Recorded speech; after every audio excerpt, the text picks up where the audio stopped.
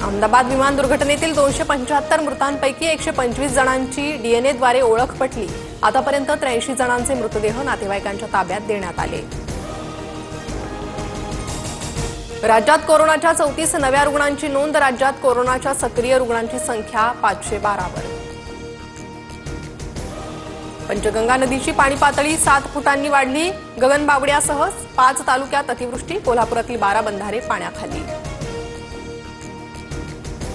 शाळेच्या पहिल्याच दिवशी विद्यार्थ्यांचा चिखलातून रस्ता काढत बैलगाडीतून प्रवास। छत्रपती संभाजीनगरच्या कन्नड तालुक्यातील माटेगावमधील प्रकार। ठाण्यातील काही भागात उद्या पाणी पुरवठा बंद राहणार। अत्यावश्यक दुरुस्तीच्या कामामुळे पाणी पुरवठा बंद ठेवण्याचा निर्णय। यंदाही पंढरपूरला जाणाऱ्या वारकऱ्यांना टोलमाफी मिळणार। 18 जून ते 10 जुलै दरम्यान वारकरी मानाच्या पालख्या भाविकांना टोलमाफी।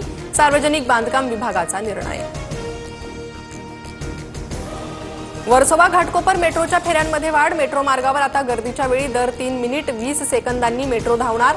मेट्रोच्या दिवसभरात 452 फेऱ्या।